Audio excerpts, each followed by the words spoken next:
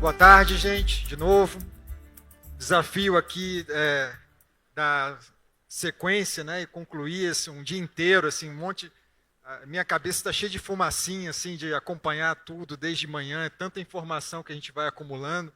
E o objetivo dessa mesa é colocar, acho que, mais fumacinha na cabeça, né, e sairmos daqui com um olhar ainda mais amplo. E é interessante porque os temas a gente discutiu muito nas mesas ao longo do dia, né? Sobre métodos, sobre currículo, sobre avaliação, sobre materiais pedagógicos, mas em todas as mesas, acho que não teve nenhuma mesa que não deixou também de deixar uma deixa, né, para essa nossa mesa final, porque a gente também falou nessas mesas sobre desigualdades, sobre aprendizado individual e coletivo, sobre transições, sobre, né, o bem-estar desse jovem. Então, ainda que a intenção desde o início foi olhar muito para processos pedagógicos, para essa maquinaria da escola, né, ficou evidente do quanto que a gente precisa também um olhar mais amplo, e o objetivo dessa mesa é um pouco isso. Eu lembro a vocês que as perguntas podem ser feitas por QR Code. Peço que não deixem muito para... não deixem para o fim, vão fazendo à medida que vão surgindo. O pessoal que está assistindo a gente também online, por favor, pode fazer pergunta. E as mini bios, né, as apresentações dos nossos entrevistados também estão aí na programação, então a gente não vai perder tempo fazendo isso. Mas, de qualquer jeito, eu vou pedir para cada um de vocês falar um pouco, né, do lugar de fala, de onde vem, da perspectiva de onde que estão avaliando esse tema tão importante. Então, eu vou começar aqui com a Carla Francisco. O professor Phil Lambert, na primeira mesa, falou lembrou, né, de quando a gente está falando desses estudantes, que são estudantes que vivem momentos de transição, né? A gente está falando a Andrea lembrou de novo, acho que reiteradamente se lembrou aqui, estamos falando de indivíduos, né? Indivíduos que não são só umas maquininhas que a gente transmite o conteúdo, né? São indivíduos que vivem seus momentos, têm suas dificuldades, e tem uma perspectiva muito mais ampla. E a Carla tem uma bagagem não só em educação e em neurociência. Então, eu queria te ouvir um pouco, Carla, assim, como que esse tema da recomposição de aprendizagem, qual é a contribuição com essa abordagem mais holística, né, qual uma contribuição, a menos que a neurociência pode dar, para apoiar o trabalho dos educadores e dos professores em sala de aula? Então, primeiro, muito boa tarde a todas e todos. É um prazer estar aqui atendendo a esse convite, contando um pouquinho sobre as minhas experiências. Estou muito feliz de poder compartilhar a mesa com pessoas que eu conheço pelas pesquisas. Então, é um privilégio imenso nesse sentido, além da responsabilidade de falar para educadores e entre educadores, né, que é sempre algo que eu entendo com um grande senso de responsabilidade. E aí você me pediu para falar um pouquinho sobre as trajetórias, que eu acho que dar esse contexto ajuda a compreender essa minha chegada como uma pesquisadora da área da neurociência, que eu me coloco como iniciante, né, nessa área de pesquisa. Há cerca de 20 anos eu trabalho com educação. E eu digo que eu me identifico como pesquisadora a partir do momento em que eu entro numa sala de aula de primeiro ano, por volta do mês de julho, quando o concurso me chamou para assumir essa turma. E ali eu comecei com essa turminha de primeiro ano, e quando eu cheguei, a professora me apresenta a turma e diz: olha, eles já estão bastante adiantados, nós já estamos na letra V. E eu falei: uau, que demais, falta pouco para completar o alfabeto, e todo mundo vai ler e escrever, no máximo até setembro. Só que aí eu falo: pera um pouquinho, não foi isso que eu acionei quando da pedagogia, quando dos meus estudos, sobre a forma como as crianças aprendem. Acho que isso diz um pouco da minha trajetória, que está muito relacionada às pesquisas em alfabetização. Na área acadêmica, eu pesquiso alfabetização de crianças já há algum tempo. E aí eu começo a me indagar sobre retomar essas pesquisas teóricas e fazer aquilo que a gente pode conceituar como transposição didática. Como é que eu mobilizo as teorias que eu aprendi ali na pedagogia, agora no meu dia a dia da escola? E eu começo a compreender, né, algo que ainda fica... eu sou perguntada muitas vezes a esse respeito, assim, você é uma professora construtivista? Você é uma professora socio-interacionista? E eu começo a entender que o conhecimento sobre as diversas teorias que vão dizer sobre a educação é importantíssimo para que eu consiga dar conta da complexidade que é a sala de aula. É mobilizando esses diferentes conhecimentos que partem de diversas bases, de bases da psicologia, de bases no desenvolvimento mais cognitivo, algumas que vão beber da filosofia, mais a didática, enfim. Essas diferentes bases que eu vou mobilizando para compreender e conseguir atuar da melhor forma com as minhas turmas. Né? Como você traz na questão, Antônio, não é um número, são crianças, né? E mesmo aquilo que a gente planeja, crianças e adolescentes, e mesmo dentro do que a gente planeja para um ano letivo, para uma semana de aula nas rotinas, para o nosso plano de aula no dia a dia, a gente que está lá na sala de aula, que conhece esse contexto de sala de aula, sabe quantas vezes a gente precisa replanejar ali no momento que a coisa está acontecendo, porque nem sempre o planejado é o que vai dar certo na hora do fazer. Então, eu fui compreendendo ao longo do tempo, e aí na minha trajetória eu fui desde secretaria de escola, enquanto secretária de escola na rede estadual, até trabalho na Secretaria de Educação daqui do município de São Paulo, eu fui entendendo que quanto mais conhecimento acerca das teorias e dos diversos campos que podem contribuir para a educação eu tivesse, melhor seria a minha atuação nesses diferentes lugares de educadora, da sala de aula à Secretaria de Educação. E foi através dessa minha curiosidade, das pesquisas com que vou trabalhando, que eu chego até a Mobile Brain, que é uma empresa com quem eu hoje trabalho, que é uma empresa que nasce a partir de pesquisas científicas desenvolvidas na Universidade Federal do Rio Grande do Norte, né, a partir das pesquisas da doutora Natália Mota, que estuda a neurociência aplicada ao contexto da educação. Inicialmente, quando eu me aproximo, né, dessas pesquisas, muito por esse lugar da alfabetização, de compreender, do ponto de vista das neurociências, como é que as crianças também, né, se alfabetizam. E aí tem diversos teóricos que vão trazer referências, né, eu até anotei aqui algumas delas, o próprio professor Stanislas Dehaene, é um professor francês, que estuda essa perspectiva, né, da neurociência aplicada à educação com foco no desenvolvimento, e aí no desenvolvimento das diferentes fases, mas observando esse desenvolvimento que é neurológico, que é esse lugar das neurociências, e eu vou compreendendo que as neurociências, primeiro, conversam com as teorias que eu já conhecia em relação de base cognitiva, né, desse desenvolvimento das crianças, e que podem me ajudar em compreensões maiores sobre os aspectos biológicos. Então, eu coloco nesse lugar essa contribuição, e muito com a perspectiva de que é mais uma ciência que podemos mobilizar, e não do ponto de vista de que é a única ciência, ou de que agora a neurociência trabalha a partir de evidências científicas e pode nos amparar.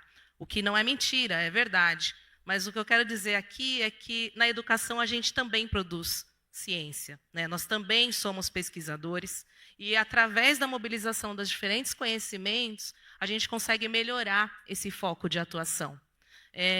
Pensando um pouco nesse trabalho que eu estou compartilhando, desse grupo de pesquisadoras e que a gente trabalha juntas na Mobile Brain, uma das perspectivas, por exemplo, uma das contribuições que eu pude perceber por meio da neurociência aplicada à educação, uma delas está exatamente no campo da alfabetização. Né? Por meio das pesquisas que foram sendo desenvolvidas e de um protocolo que analisa a oralidade e características da oralidade, da narrativa oral das crianças, a gente consegue acompanhar dados de desenvolvimento linguístico, mas não só de desenvolvimento linguístico, dados também que dizem e rastreiam aspectos relacionados à saúde emocional. Aqui, durante as mesas, muitas foram as falas dizendo da importância desse currículo para o desenvolvimento de bem-estar e de saúde emocional. A gente tem uma base curricular, né, publicada para a educação, para os anos iniciais, finais, desde 2017, ensino médio desde 2018, e que ela trabalha com alguns princípios e um conceito muito importante e relevante que a gente tem, às vezes, discutido pouco, que é o conceito da educação integral, que não diz respeito só à educação de tempo integral, mas à integralidade dos sujeitos. A gente não olhar apenas para os aspectos cognitivos do desenvolvimento desses sujeitos. Então, como é que isso tem sido olhado do ponto de vista do que a gente tem feito na escola? Então, a BNCC estabelece isso como princípio e depois aparecem as competências socioemocionais como formas de viabilizar ou de concretizar isso do ponto de vista de currículo. Então, a gente tem analisado as pesquisas da neurociência, com essas pesquisadoras desse grupo com que eu trabalho, muito destas duas perspectivas. Observar desenvolvimento linguístico, mas em relação, em correlação ao desenvolvimento ou ao rastreio da saúde emocional. Os dados têm mostrado para a gente já vem trabalhando com algumas redes de ensino, tanto públicas quanto de contextos particulares, e os dados têm mostrado que há uma relação muito direta. Aquilo que, empiricamente, é uma evidência empírica que nós temos na escola, de que alunos que não estão bem emocionalmente, né, que têm algum tipo de sofrimento nesse sentido, eles têm dificuldades para aprender, a neurociência nos permite validar esses dados e demonstrar, a partir destas evidências científicas, a correlação existente entre aprendizagem e bem-estar. E a escola, de fato, é um ambiente que, por toda a complexidade, né, que tem, a gente conversava um pouco na hora do almoço, um microcosmo, né, a gente preferiu definir assim, que, de fato, traz toda a complexidade posta na sociedade para dentro dela. Né? E o quanto mais a gente conseguir ter evidências e observar esses aspectos, melhor vai ser a nossa atuação. E alguém na mesa passada usou, eu acho que foi, bem, acho que foi o Juseneide, mas posso estar enganado, peço perdão. Mas alguém falou o termo do reestar nu em relação à pandemia, né? Como a pandemia trouxe, né? Escancarou isso. E a questão da saúde mental certamente foi outra questão que sempre esteve lá, não era, mas de repente ganhou uma relevância ainda maior por causa da pandemia. Vou colocar aqui na conversa o Ig Bittencourt, pedindo também na sua... eu vou fazer uma pergunta que já se relaciona com a tecnologia, o que já dá um spoiler aí da sua área de atuação, mas peço também para você fazer uma espécie de apresentação da sua área de trabalho, mas também dialogando com a mesa anterior. Vou citar a Juseneide de novo. Ela lembrou, né, que a concepção da escola, de que a gente aprende da mesma forma, do mesmo ritmo. Né? Todos os alunos aprendem da mesma forma, do mesmo ritmo. Ainda que, se a gente fizer um questionário aqui, nesse auditório, em várias das escolas, as pessoas vão saber reconhecer, vão declarar provavelmente que isso não é verdade. No entanto, as nossas práticas parecem que reproduzem isso. E aí vem a questão de como que a tecnologia se insere nesse processo. Às vezes também tem uma visão de que como se a tecnologia fosse neutra ou fosse trazer a resposta para esse problema. Né? Tecnologia, cada criança e jovem vai aprender no seu ritmo, mediado por com a ajuda lá de inteligência artificial, de computadores, e a gente vai resolver o problema e a gente sabe que não vai. Né? Mas, de qualquer jeito, qual é a contribuição que, na sua visão, a tecnologia pode trazer para esse desafio? Bem, primeiro, boa tarde a todos e todas. É um prazer estar aqui nesse evento. Agradecer muito o convite, Ricardo Henriques, Madeira, Tiago, Alain, Rafael, uma equipe imensa aí do IU, que é um parceiro incrível e sempre tem oportunizado momentos como esse que a gente aprende, né? Então, eu consegui chegar aqui cedo e tive a oportunidade de assistir todos os painéis e aprender muito, que faz com que um evento como esse seja um sucesso. Bem, eu sou da área da tecnologia, mas especificamente da IA na educação. Falando um pouquinho do meu percurso e aí ajudar a responder um pouquinho da resposta, eu fundei um núcleo chamado NIS, Núcleo de Excelência em Tecnologias Sociais, que tem apoiado diferentes atores e trabalhado com diferentes parceiros. Então a gente, por exemplo, trabalha com o Ministério da Educação, Ministério da Cultura, em diferentes políticas como o Pé de Meia, Chama Gestão Presente, PNLD, Tela Brasil na cultura.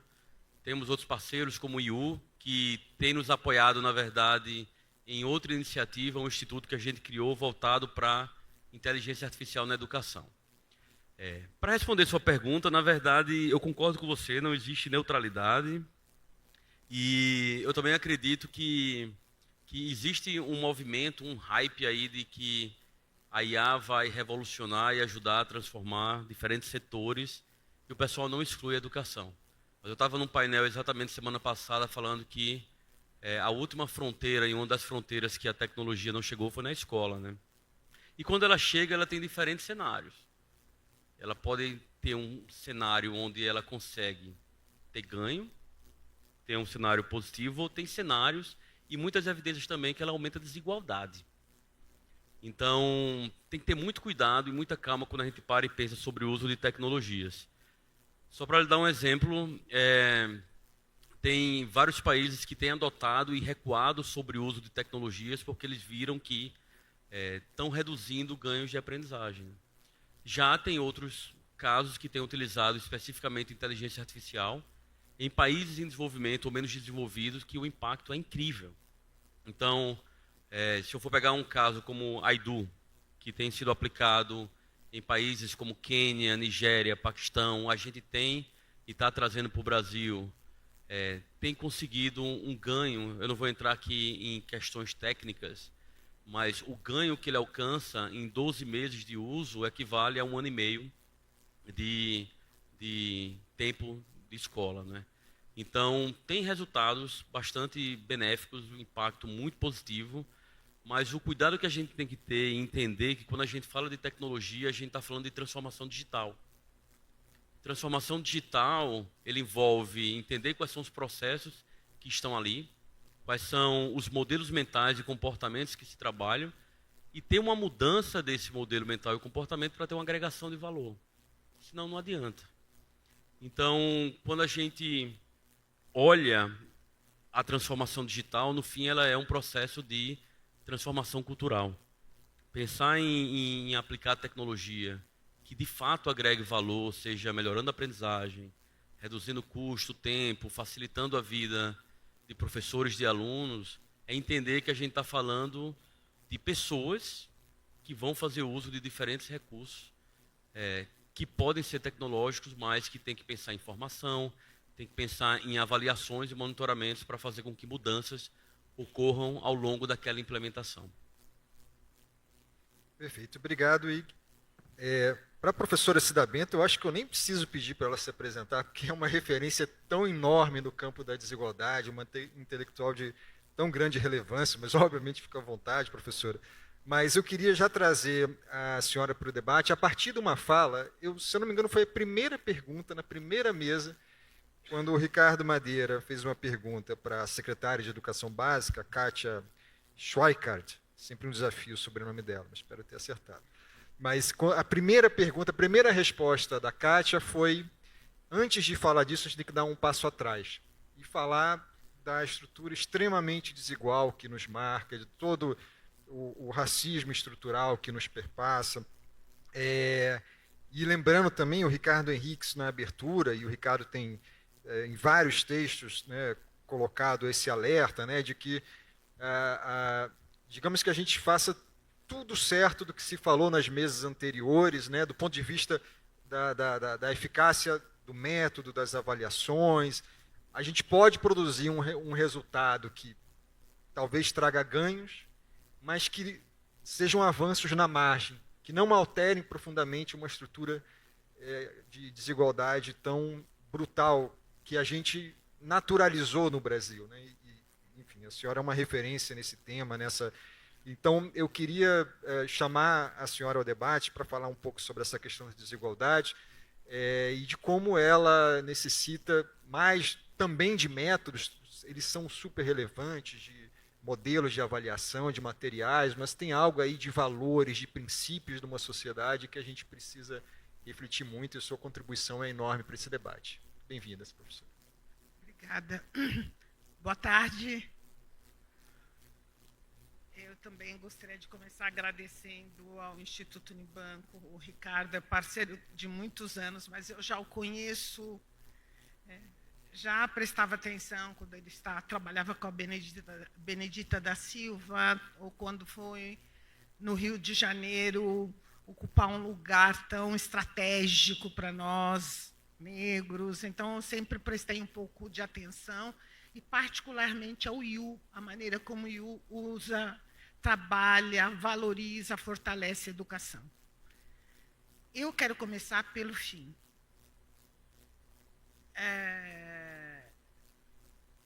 Eu acho que é um cenário qualificado. Eu assisti às mesas, foram fantásticas. Essa última não eram só mulheres competentes, posicionadas, mas eram mulheres comprometidas, você via isso.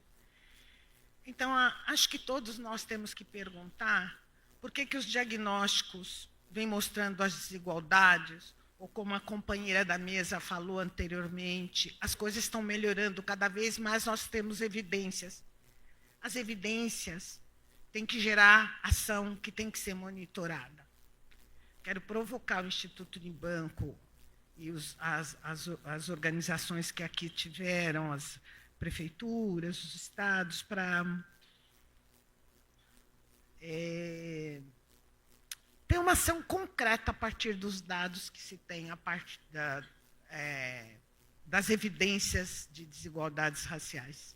Concreta, mensurável e imediata.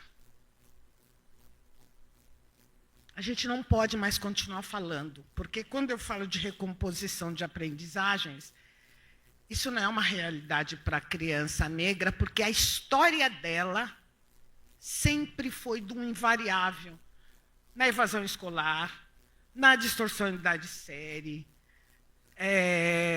no desempenho, sempre foi essa realidade. Agora ela está colocada para todas as crianças, mas para crianças negras, indígenas, quilombola, é a história.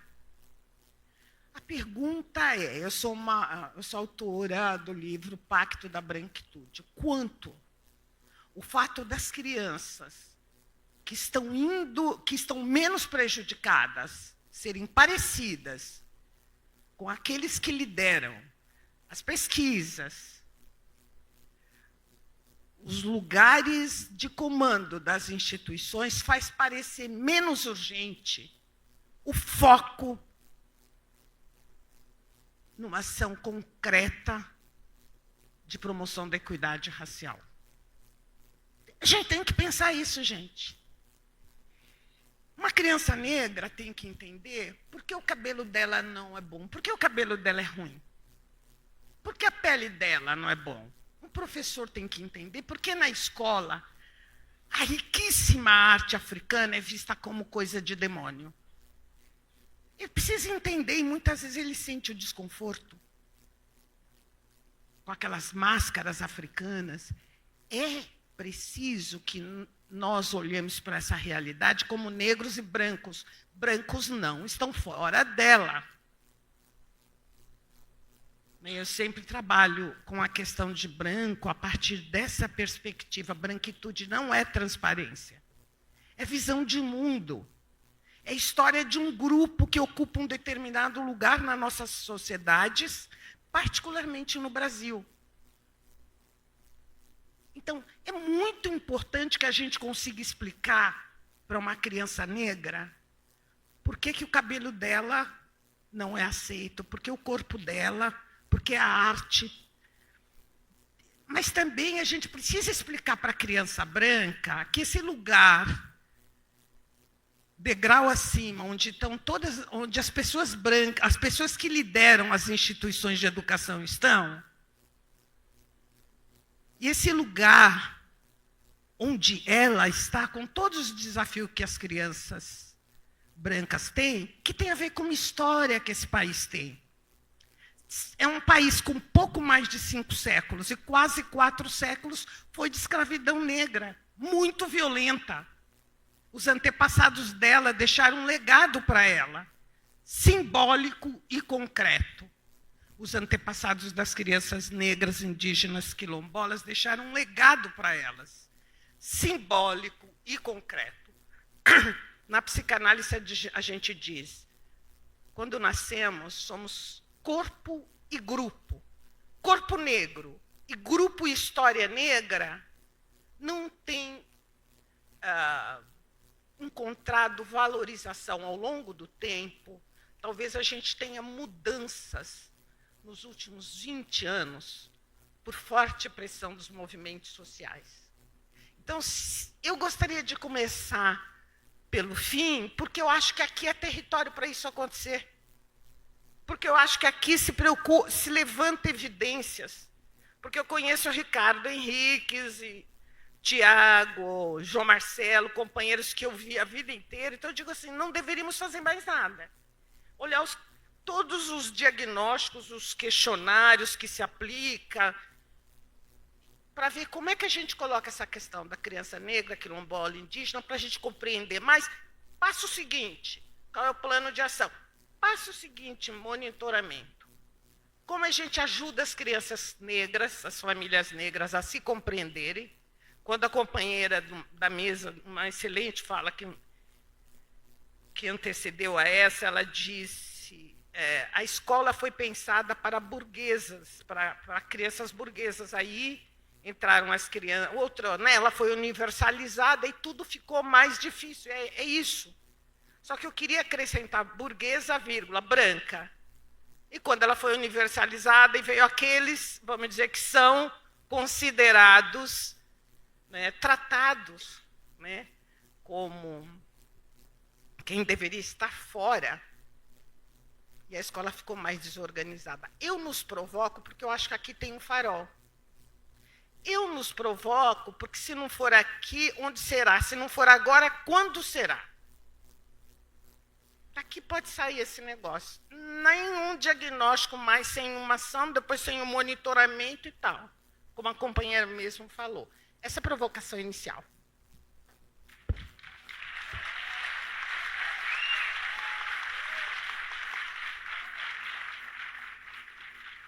Muito obrigado, professor, e a gente vai voltar para esse tema. Foi só realmente o início, e que início, né? Bem, deixa eu voltar aqui para o Ig, vou inverter, voltando a falar de tecnologia, Ig, mas falando um pouco também do desenho de como uma política é pensada, considerando desigualdades territoriais, raciais, e todas as desigualdades que nos marcam, né? A gente teve aqui experiências, e é comum no campo educacional, que a gente, desesperada por soluções, a gente vai atrás de referências, e temos que ir atrás de referências nacionais, internacionais, e não há nada de errado nisso, mas muitas vezes a gente comete o equívoco de, ao transbordar isso para as distintas realidades de um país como o Brasil, a gente parte da solução e depois ela se adapta ao território, né? Depois a gente vê como é que esse território vai se adaptar, e se não se adaptar, é culpa do território, é culpa do professor, é culpa dos alunos. E eu sei que vocês trabalham com uma outra dinâmica, eu queria te dar a oportunidade de explicar um pouco assim, como que vocês trabalham e o desafio, né, talvez com exemplos concretos, de como é que você pensa uma política, uma tecnologia, uma nova tecnologia, pensada não a partir do diagnóstico inicial no território, não invertendo a lógica, como muitas vezes a gente vê as políticas aterrissarem no chão da sala de aula. Bem, deixa eu, antes de responder essa pergunta, quando a professora estava comentando sobre a necessidade da gente partir para a ação, eu tentei recuperar um dado aqui, só para trazer materialidade, do Observatório da Equidade Educacional, que é uma iniciativa nossa junto com o Ministério, que faz uma análise interseccional. E aí, quando você olha dados de meninas brancas de nível socioeconômico alto, compara com meninos e meninas pretas de nível socioeconômico baixo, a diferença é de aproximadamente 20 pontos percentuais em termos de aprendizagem adequada. Então, é absurda a diferença. Então, as outras mesas, elas trouxeram o desafio que a gente tem, que 56% apenas dos nossos jovens e crianças estão aprendendo na idade certa, mas a diferença quando você compara e faz uma análise interseccional ainda chega a ser muito maior. Então, parabéns pela fala. Sem dúvida, a gente tem que começar a pensar em políticas mais específicas para a promoção, de fato, de equidade. Para responder sua pergunta com relação à política, tem dois tipos de pesquisas que a gente desenvolve. Uma é Uma delas que está mais no campo teórico, que a gente tenta entender como é que a tecnologia ela promove desigualdades. Então a gente pesquisa a ameaça dos estereótipos, que é um fenômeno da psicologia que quando alguém se sente ameaçado em determinado nível de interação, aquilo tem um impacto direto no desempenho. Então, se você está numa turma e o professor pede para montar grupos, e aí você tem 4 meninas brancas e uma menina negra, aquilo pode gerar uma ameaça de estereótipo nela que gera uma redução de desempenho. Isso tem vários estudos ao longo das últimas 3 décadas. O que a gente percebeu com relação à tecnologia, esse é o primeiro ponto, e tanto estudos de gênero quanto de raça, é que quando você tem tecnologias que são desenhadas e que têm aquele nível de ameaça, o impacto ele não ocorre só no desempenho, mas em diferentes mediadores. Isso pode aumentar a baixa autoestima, pode aumentar a sobrecarga cognitiva, e tudo isso daí leva, por exemplo, a redução da identidade com determinado tipo de área. Não é à toa que em algumas áreas você vê o estereótipo que dizem o quê? Meninos têm preferência por exatas, né? Meninas por português, por linguagem. Isso é um estereótipo típico que pode emergir em cima dessas interações. Então esse é um primeiro tipo de análise que a gente faz, e uma coisa que a gente percebe é, à medida que como você compõe aqueles grupos que vão desenhar políticas e implementar políticas, pode implicitamente gerar alguns tipos de ameaças. Então o primeiro passo está em como é que você compõe as suas equipes. Uma equipe formada, por exemplo, só de homens, tende naturalmente a você gerar estereótipos. Pensa, por exemplo, numa tecnologia gamificada. Os avatares são mais masculinos, a depender do tipo de cores ou frases que você coloca, isso gera implicitamente diferentes tipos de ameaças. O segundo estudo, que está mais próximo da política e que a gente vem trabalhando com diferentes países, é o estudo que a gente tem desenvolvido de IA desplugada na educação. Então, quando a gente fala, vamos fazer políticas de tecnologia, e o Brasil está há décadas fazendo isso, a gente pensa primeiro em que vamos melhorar a infraestrutura, vamos botar conectividade, vamos disponibilizar dispositivos, vamos fazer formação em competências digitais, e aí a gente pensa naquele uso pedagógico significativo. Quando a gente começou a observar esse padrão que existe em muitos países, a gente decidiu fazer uma análise dos últimos 30 anos de políticas que a gente tem relacionadas a tecnologias no Brasil e no mundo. E o que é que a gente viu? A gente viu que se a gente continuar fazendo política relacionada à tecnologia, a gente só vai conseguir reduzir o gap e tirar essa desigualdade que existe de países desenvolvidos e países em desenvolvimento lá para 2100. Ou seja, a gente tem um gap de aproximadamente 100 anos com relação a países desenvolvidos e países em desenvolvimento ou menos desenvolvidos. Ou seja, a forma que a gente está fazendo política de tecnologia, ela não funciona muito bem. E aí o que é que a gente pensa, né? O que é que a gente muda? A gente primeiro olha aquela realidade, aquele contexto, se tem conectividade, se não tem, se tem dispositivos, se não tem, se tem competências desenvolvidas, se não tem, e a partir daí a gente pensa e desenha política e pensa na implementação. Não é numa abordagem que a gente chama de cima para baixo, né? Top-down. É primeiro olhando aquela realidade, aquele contexto, aquelas reais necessidades, e daí como é que a gente pode pensar políticas. Vou dar um exemplo de como a gente tem feito. Como a gente já fez, inclusive, e aplicou com mais ou menos 1 milhão de alunos aqui no Brasil. Exatamente sobre a recomposição das aprendizagens, o desafio que a gente teve da pandemia, os alunos passaram praticamente 2 anos sem escrever. Então, uma das demandas que o próprio Ministério trouxe para a gente foi como é que a gente pensa, desenha e implementa uma política que pode trabalhar na produção textual dos alunos, que eles voltem a escrever. O que a gente fez foi, o Brasil é muito diverso, você não tem dispositivos para todo mundo, você não tem competências digitais desenvolvidas, e a tecnologia mais difícil que a gente desenvolveu foi um papel, uma folha de papel, que é o que tem nas escolas, que a gente consegue, um determinado padrão que tem ali, demandar por escola um dispositivo móvel, independente de ter conectividade ou não, e as competências que a gente esperava desse professor, diretor, de quem tinha esse dispositivo, era instalar um aplicativo, saber tirar uma foto. Com aquela foto, a gente fazia aquela avaliação, entregava para o professor uma avaliação para a aprendizagem, como é que ele poderia trabalhar intervenções com aqueles alunos. E isso foi em cima de uma perspectiva já apresentada pelo Pratan, do Teach at the Right Level, onde você faz aquela avaliação, agrupa e faz uma intervenção para melhorar a aprendizagem.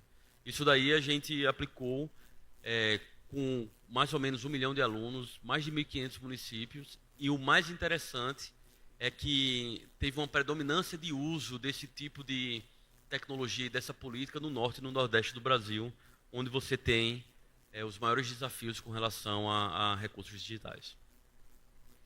Perfeito, obrigado.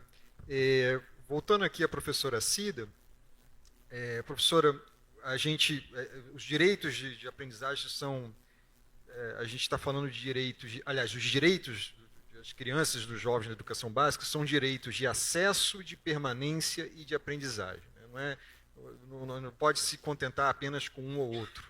Do ponto de vista das desigualdades raciais, se a gente olhar para o acesso, talvez em alguns níveis a gente tenha algum dado, algum alento para dizer reduzimos a desigualdade no acesso. Né? Jovens de 15 a 17 anos, jovens negros tiveram um aumento bem relevante e diminuíram, né, a distância em relação aos jovens brancos. Ou no ensino fundamental, que está praticamente universalizado, mesmo no ensino superior, o acesso às universidades, quando a gente vê políticas de cotas, mas tudo isso a gente está falando do acesso. Quando a gente olha a permanência, ou seja, a trajetória dos estudantes e a aprendizagem, às vezes até a gente consegue ganhos na média, mas as desigualdades ou permaneceram ou às vezes até se agravaram.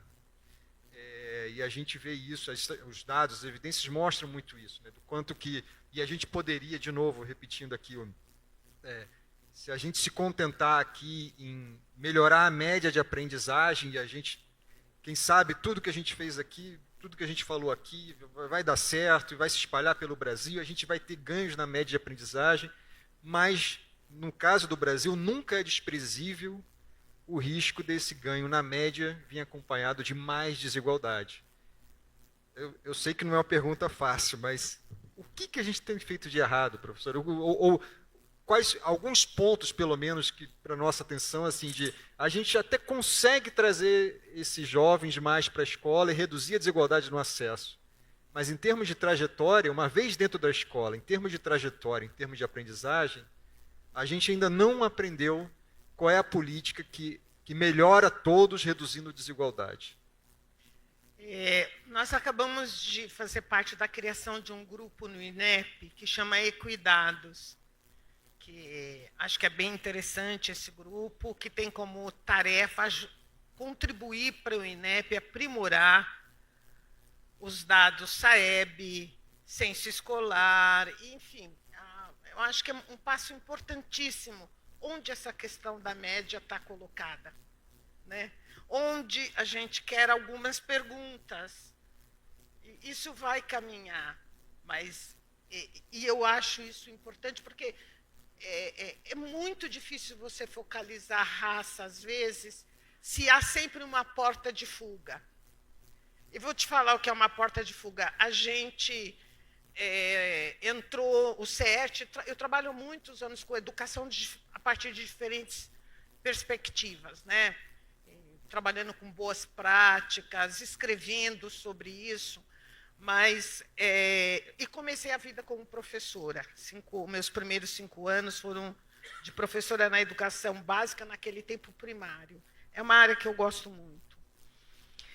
Mas o que eu chamo a atenção, nós entramos em 2024 em 129 municípios para trabalhar, levar o curso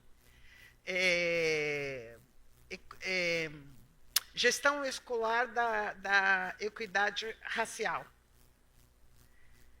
E é uma coisa que foi bem interessante, mas houve muitos momentos que a gente percebeu que, se possível, muitos gestores não ficariam aguentando ouvir falar sobre raça, sobre etnia, sabe? Sobre gênero, porque é um assunto difícil. Nem todo mundo pode escapar, mas alguns de nós pode.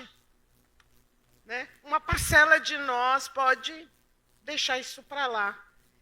Então, é por isso que eu trago. Agora a gente vai entrar em mais 300 municípios a partir do mês que vem, para trabalhar essa questão da gestão e equidade racial.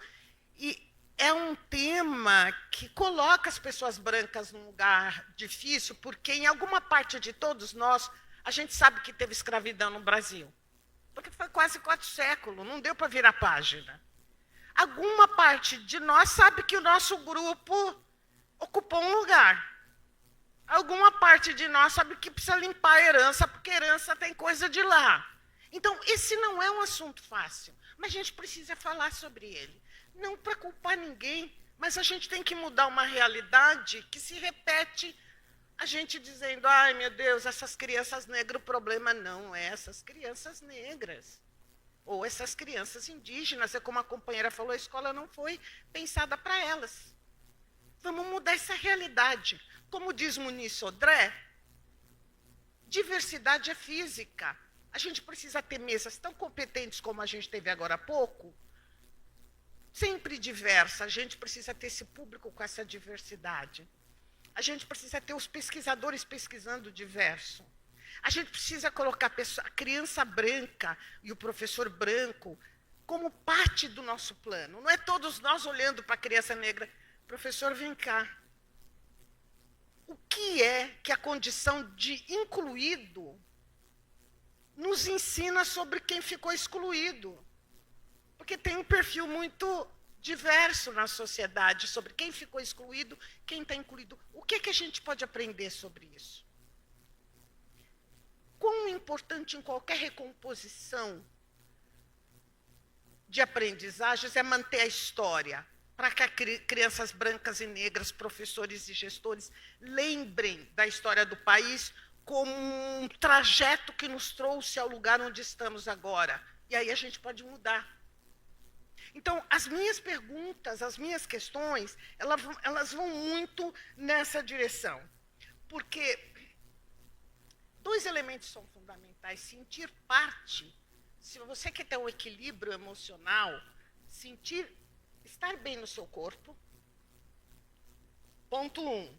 Esse corpo que eu habito, eu gosto. Porque se eu odiar esse cabelo, se eu odiar essa pele, se eu não gostar quando minha mãe vai para a escola me buscar, participar de alguma reunião, se eu aprender que a cultura do meu grupo é coisa do demônio, se a professora sempre acariciar o cabelo da criança do lado e o meu ela quer prender porque o meu está cheio de piolho, se é sobre isso, não tem aprendizagem para mim.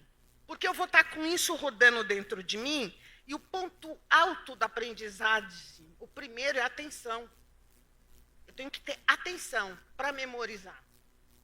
Eu não vou ter atenção, uma parte de mim está sempre roubada, porque é que eu sou tratada desse jeito e meu amiguinho não. Então, a minha proposta é que a gente incida sobre isso. Nos questionários, nos diagnósticos, nos programas, incluindo brancos e negros, indígenas, todos nós somos partes dessa história. Essa é a minha proposta. Levantarmos evidências e começarmos a desenhar juntos, né? E aí a gente pode trabalhar esse sentimento de pertencimento, de verdade, tornar a escola um lugar para todos, entendeu? Tornar esse corpo um corpo tão bom de morar como outros corpos. E o seu grupo e a sua história, a sua memória, a sua arte, tão valorizada quanto as outras. Perfeito.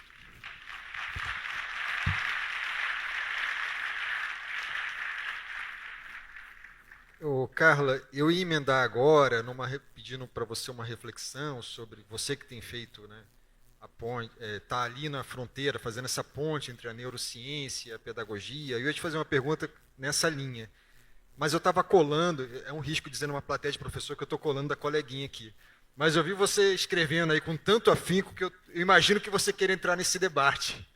Então, por favor. Olha, quando o mediador é muito bom, ele consegue ler o meu garranchinho de longe. É impossível não ficar mobilizada diante das palavras da professora Cida e do meu lugar, né, como uma mulher negra na sociedade brasileira. E quando a professora começa a falar, várias coisas vão sendo acionadas. Durante o almoço, pude trocar um pouquinho de papo tanto com o Antônio quanto com a professora Cida.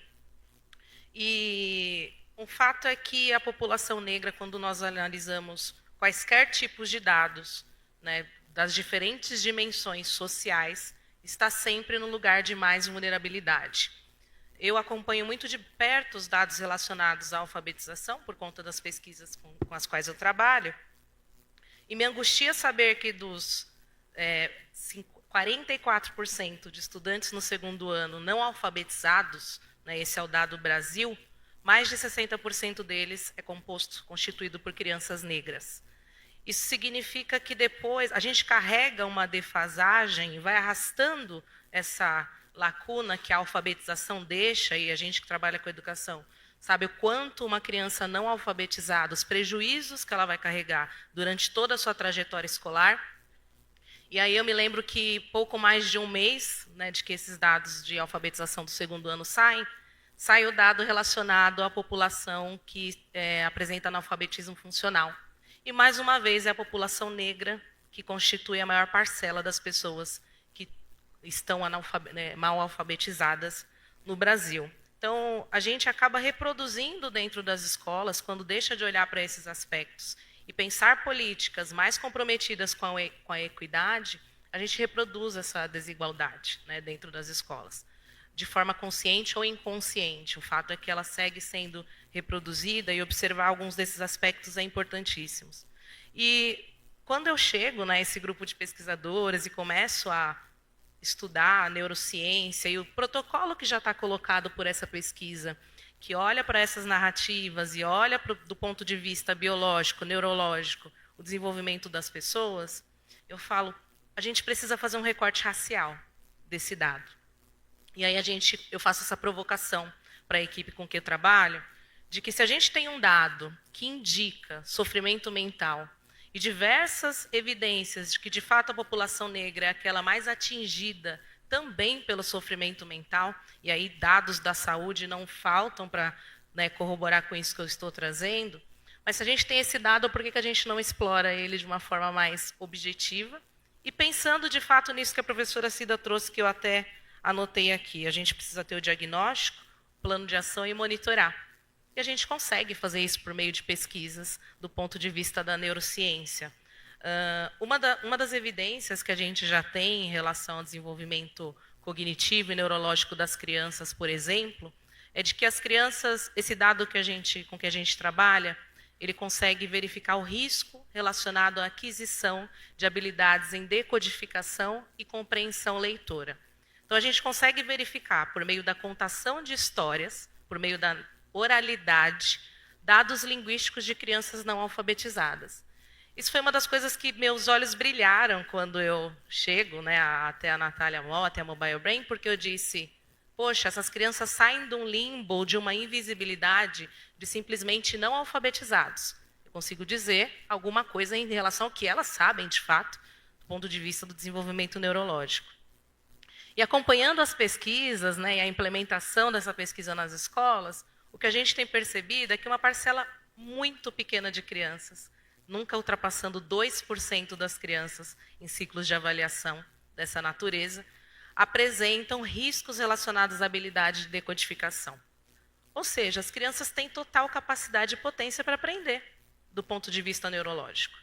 E a minha hipótese, que eu tenho certeza que eu vou comprovar, é que as crianças negras não estão de fora dessas taxas.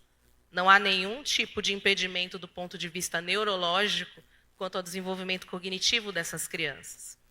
Agora, o que explica o fato de que, ao final do segundo ano, ou que ao final da educação básica, são essas as crianças que mais têm defasagem em sua formação?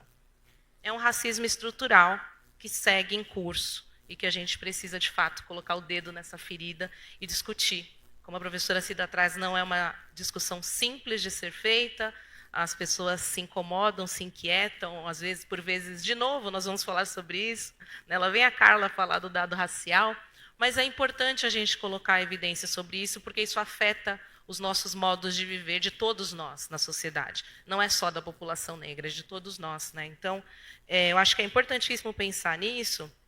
E quando a professora Cida foi trazendo, eu queria trazer evidência aqui, um dado que é uma política que está em curso, que é o VAR. Né? A gente viu aí o quanto isso mexeu nos últimos anos com as prefeituras que deixaram de receber o VAR e por conta da condicionalidade 3, que diz respeito à redução de desigualdades.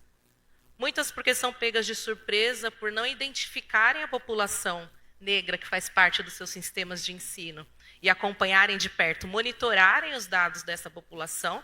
Né? Então, às vezes, por simples dificuldades no registro do censo, do Educacenso, em como isso está posto, mas outras, de fato, porque não olham de perto para políticas mais comprometidas com a equidade e como a gente precisa observar essas populações.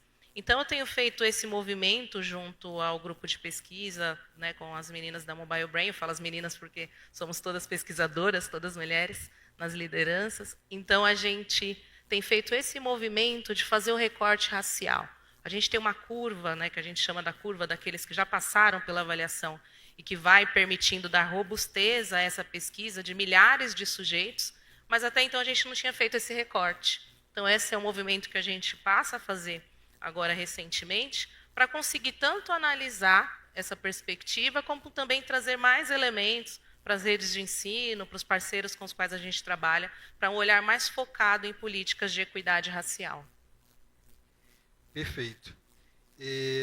Ig, tem uma pergunta aqui, não veio direcionada a você, mas eu acho que é a sua cara, que de novo fala, né, sobre o diagnóstico de que os estudantes mais pobres não têm internet em casa, não têm celular, ainda que eu acho que celular até é um percentual alto, né, de jovens, as pesquisas TIC mostram isso, mas de qualquer jeito há uma desigualdade no tipo de aparelho, né, desigualdade, mesmo com acesso a gente tem a desigualdade ali na qualidade, aliás, de novo. Né.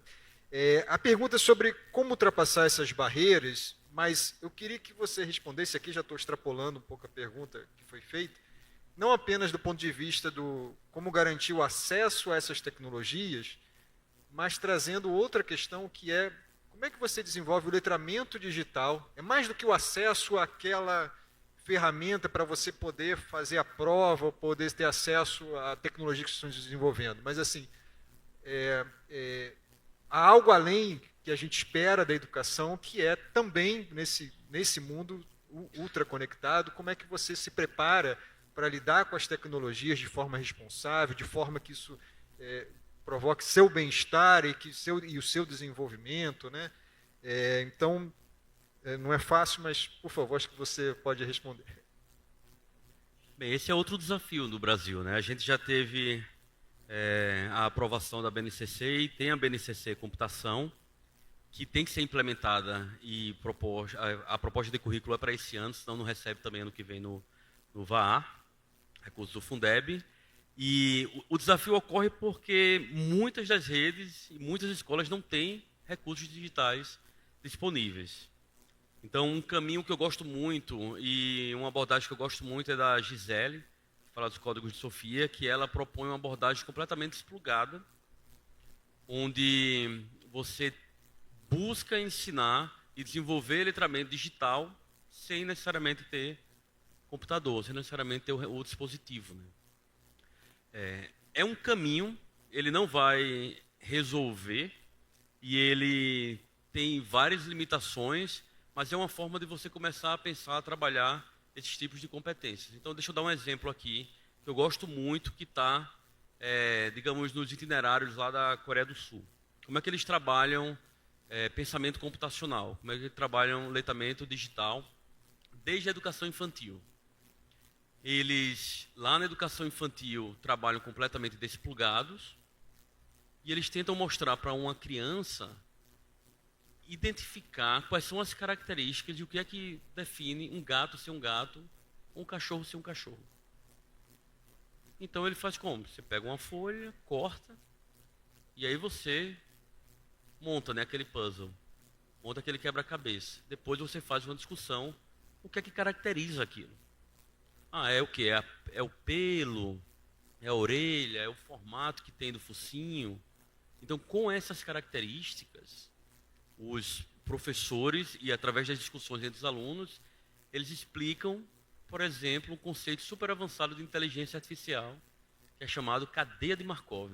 Eu só fui estudar no meu mestrado, numa disciplina super complicada.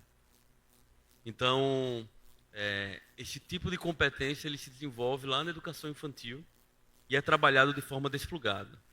O que eu acho que a gente pode conectar é, pensando nesse cidadão que a gente está querendo e o papel da própria escola, eu também gosto de trazer esse exemplo da Coreia, de como eles fizeram lá.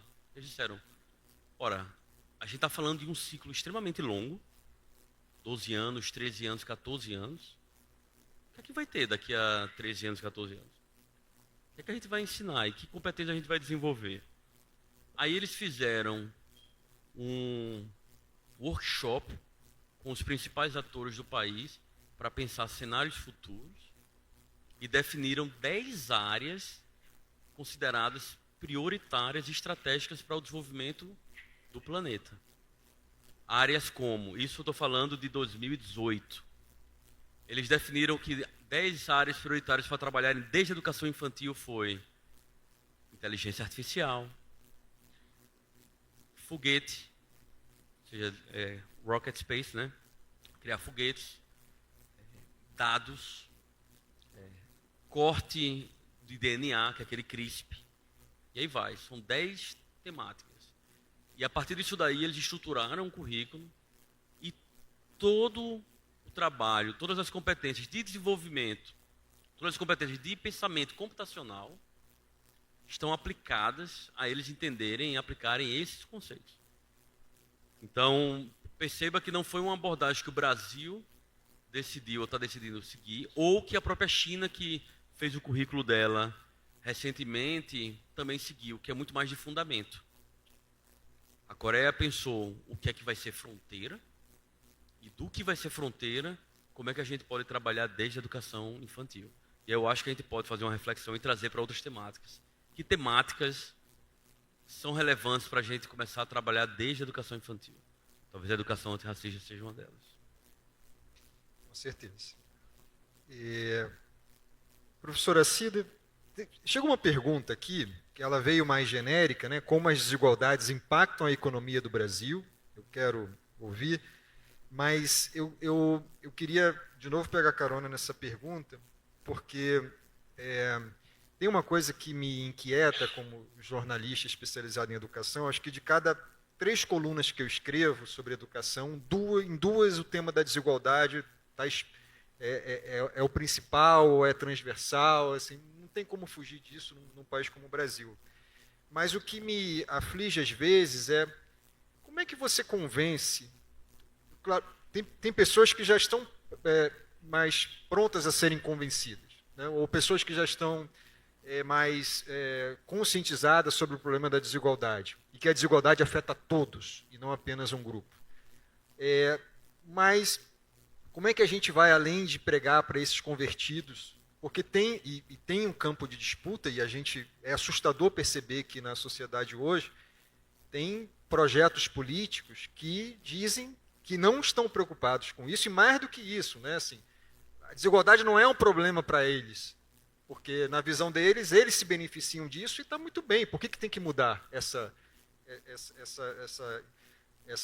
situação? Então, como é que a gente pode, além de refletir, né, sobre os impactos da desigualdade para um país como um todo, né, os prejuízos que chegam a todos, como é que a gente chega, talvez não nesse extremo que rejeita por completo, mas entre esses campos de debate, tem pessoas que estão aptas, mas que podem ser convertidas, né, por essa mensagem do quanto é importante a gente olhar para as desigualdades e o quanto é importante a gente combatê-las, não apenas por uma questão de reparo histórico, mas também porque isso significa o desenvolvimento de um país como um todo.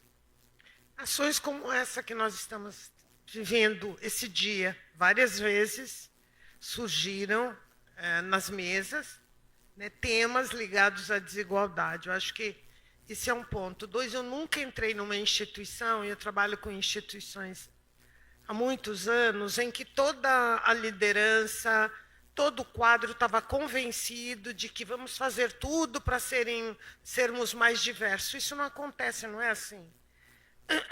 Mas eu acho que cada vez mais a sociedade brasileira tem segmentos crescentes de pessoas querendo mudar essa situação.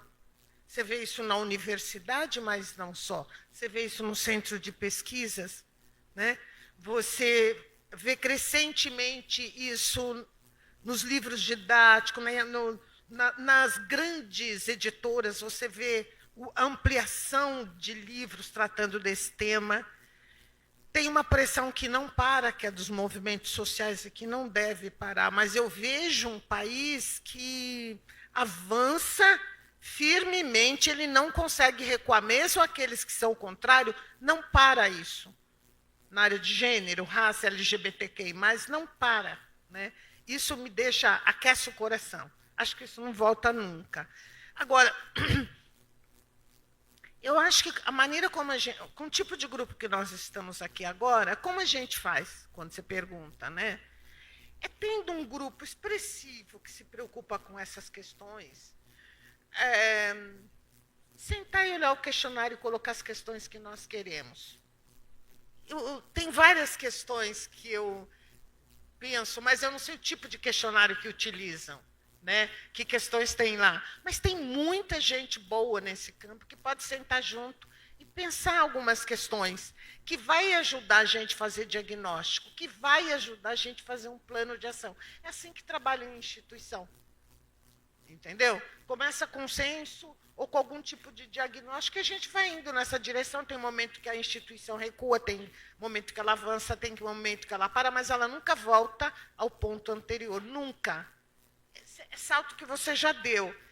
E eu tenho sempre esse sentimento positivo, otimista, de que estamos mudando, de que estamos avançando. Então, tem que esticar mais a corda. Em situações como essa que se repetir, que as falas se repetiram trazendo as desigualdades nessa mesa e noutras que nós temos, a gente tem tudo para mudar, está na hora de fazer isso, entendeu? E eu tenho quase certeza que vai sair daqui hoje algumas coisas legais nesse campo. Não sei. Com certeza, vamos lá. Agora é uma ordem isso, né? Não é mais um desejo, tem que ser uma ordem. Carla, acho que eu vou conseguir fazer a pergunta que eu queria te fazer, mas você fica à vontade. Eu vi que você não anotou tanto, então acho que tem uma margem para te fazer essa pergunta, mas fica à vontade, claro, para voltar em qualquer um dos temas. Mas a questão que eu queria trazer era, a gente comentou, né, no almoço, sobre essa ponte da neurociência com a educação, né? Eu comentei com você que uns 12, 13 anos, eu estava mediando um evento sobre alfabetização, e aí alguém falou de neurociência, e aí uma pessoa bastante relevante do campo educacional levantou a mão e disse assim: a neurociência não tem nada a nos ensinar. E foi aplaudido, o auditório aplaudiu, tal. Aquela era uma. Por outro lado, a gente também vê muitas vezes uma abordagem de não só da neurociência, ainda bem que não tem nenhum economista aqui, eu posso falar mal dos economistas que às vezes fazem isso, dos jornalistas, mas de chegar no campo educacional como se aquele campo ali fosse, opa, agora a gente vai trazer as evidências para vocês trabalharem e vocês... Qual é o diálogo que pode ser proveitoso entre... No seu caso, eu estou falando da neurociência, da educação, mas eu acho que vale para qualquer desafio intersetorial. Né? Como fazer um diálogo proveitoso que realmente construa, em vez de tente se impor um ao outro? A gente, no campo educacional, há algumas resistências a algumas questões, né?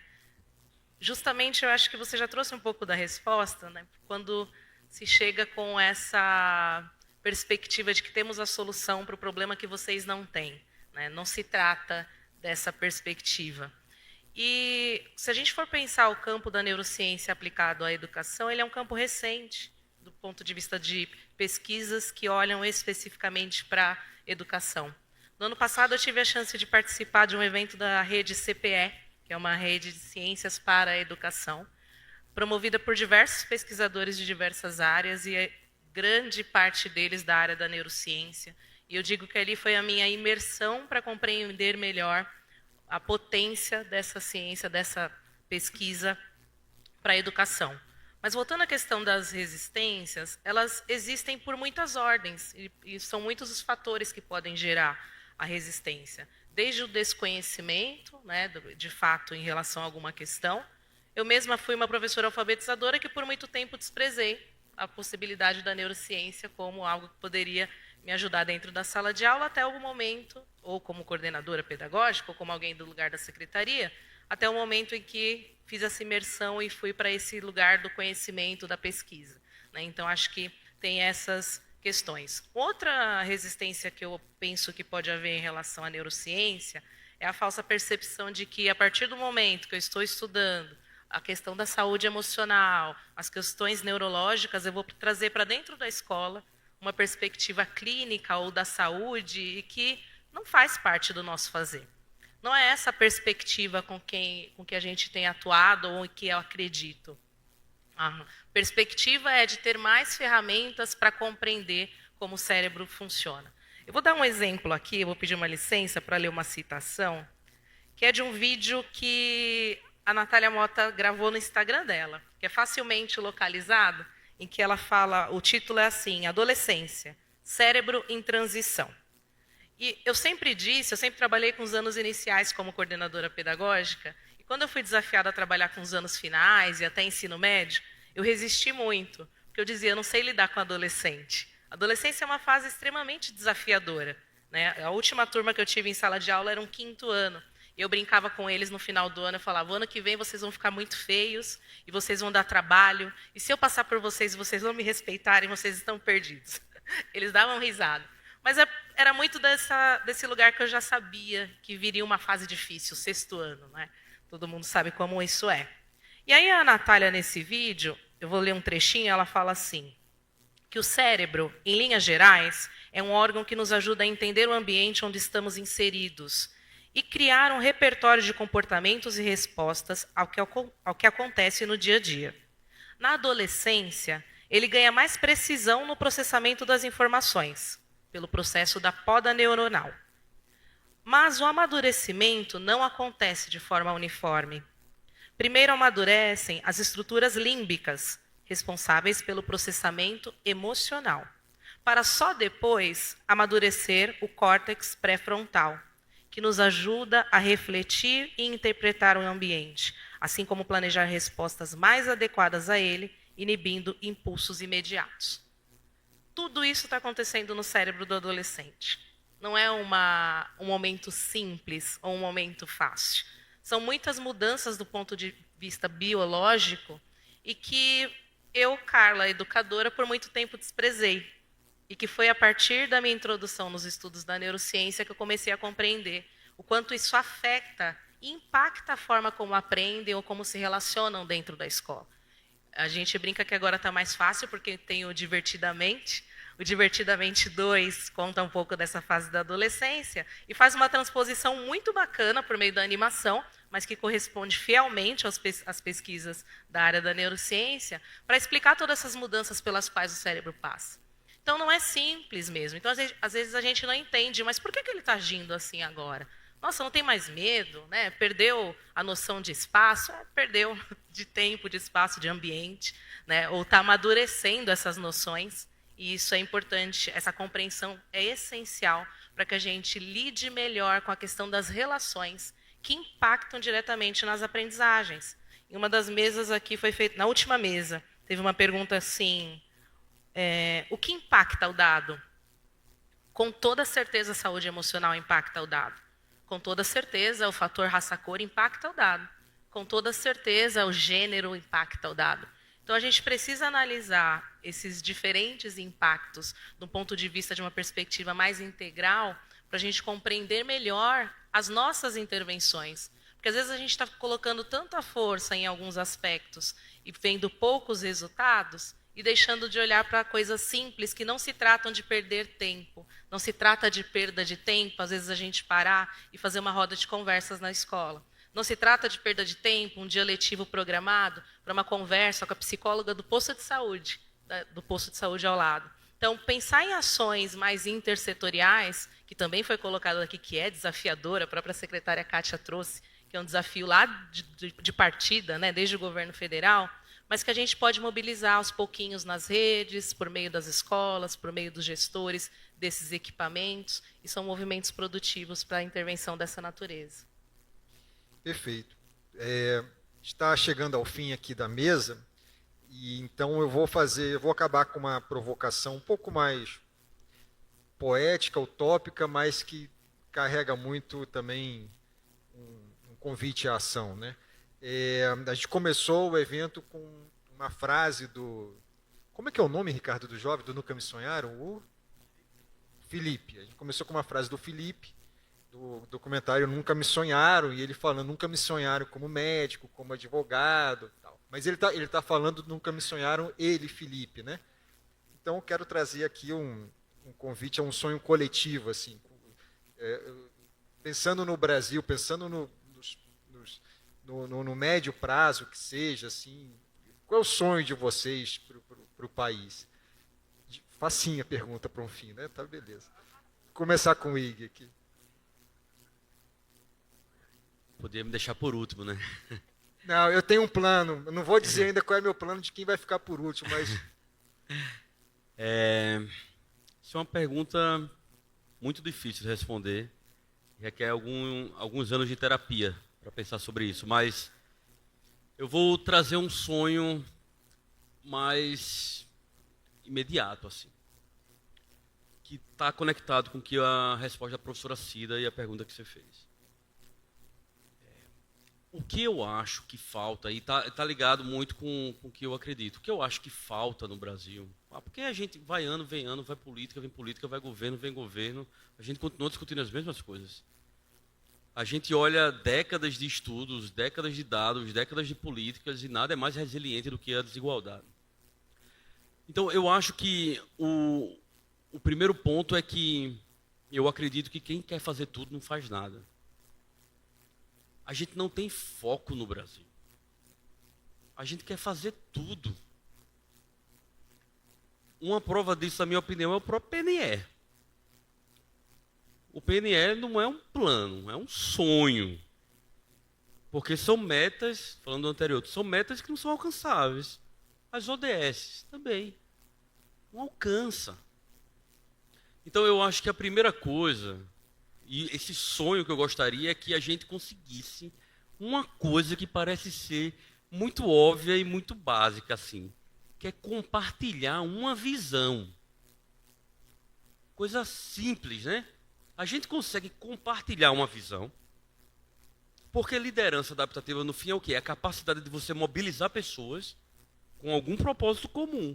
Se a gente não consegue concordar nem no que é que a gente precisa, como é que a gente vai querer planejar alguma coisa, ou sonhar alguma coisa?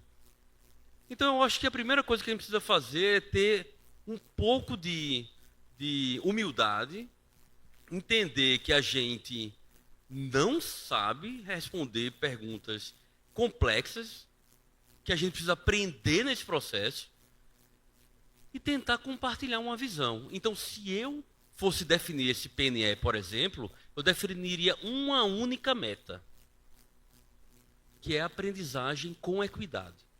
Ponto. Tudo o que vem depois disso é consequência. Eu não definiria que o foco é formação de professores. Eu não definiria que o foco é fazer uma reforma na formação inicial. Isso é consequência, na minha visão, de uma visão que precisa ser compartilhada. Então, e eu estou falando isso daí porque são países que fizeram isso daí. Eu não estou falando nenhuma novidade. Então, se o foco é, por exemplo, aprendizagem com equidade, você faz uma reforma ou pensa a formação de professores para promover isso. E não formação de professores de maneira ad hoc, aleatória. Então, eu acho que esse sonho que eu gostaria para o Brasil é a gente ter o mínimo de capacidade de parar de brigar, de parar de definir tudo como meta e fazer um único objetivo e ter compartilhamento de um sonho. E esse sonho a gente mobiliza diferentes atores, concordando com formas de implementação ou não. Então essa é a minha visão e meu sonho. Perfeito.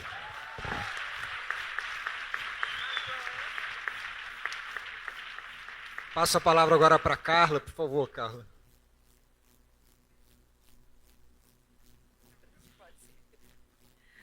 Olha, o sonho... É difícil essa pergunta mesmo, mas eu fiquei pensando, você falou que a gente poderia ser poético, sua pergunta foi poética. Eu escrevi aqui, eu sou o sonho da minha avó. Não vou me emocionar. Eu sou, como diz a música, o orgulho de zumbi, porque eu sou aquele sonho inimaginável para pessoas que vieram muito antes de mim, que jamais imaginaram me ver em lugares como os que eu tenho alcançado, os que eu tenho pisado. Então, eu penso que sonho tem a ver com isso, com essa utopia de coisas que parecem inatingíveis, mas que a gente precisa continuar projetando, porque em algum momento isso precisa ser atingível. No começo do ano retrasado, na reunião de planejamento com os meus professores na escola, eu quis falar sobre a escola dos nossos sonhos. Essa foi a provocação que eu fiz. E aí um professor falou, essa escola não... Isso não existe, né? E a professora falou assim, talvez para as pessoas que viviam em condição de escravizados no Brasil, né, quando a gente ainda não tinha uma abolição, tudo isso aqui que a gente vive, a Carla, nossa coordenadora pedagógica, fosse uma utopia.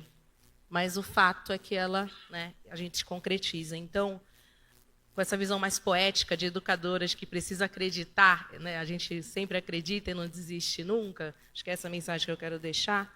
Eu gosto muito dessa frase que o Galeano usa, né? Para que serve a utopia? Ela serve para que eu não deixe de caminhar. Então, eu acredito nessa perspectiva um pouco, que não é uma perspectiva ingênua, do ponto de vista de que temos desafios, de que temos metas difíceis de serem alcançadas, mas a gente precisa olhar para elas com esse olhar como quem atua na educação, para a gente continuar acreditando, né?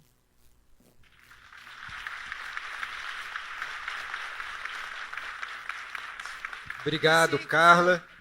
Carla, Ig, eu não sou bobo, deixei a professora Cida para o final, né? Agora, professora. Quando você perguntou, eu pensei em meu sonho. Muitos dos meus sonhos já vêm sendo realizados neste campo. Quando eu estou num lugar assim, isso que ela me antecedeu e falou, porque isso era impensável há algum tempo atrás. Então, por isso que eu acho que tem que esticar mais a corda, porque a gente pode dar um salto.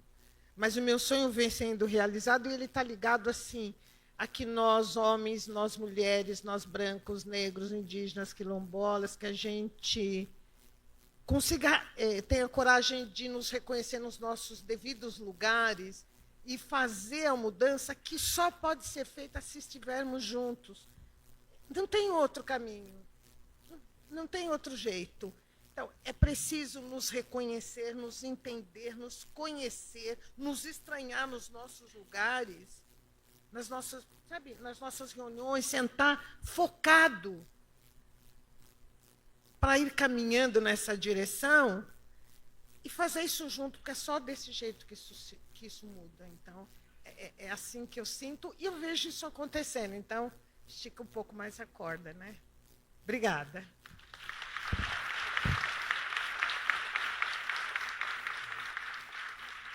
Muito obrigado, gente. Eu vou chamar o Ricardo Henriques de novo ao palco para fazer uma fala final e peço que e tem uma surpresa no final, tá? Eu não posso dar o spoiler, Tiago me proibiu, mas depois tem uma surpresa. Então fiquem aqui. Cultural, digamos. Vamos...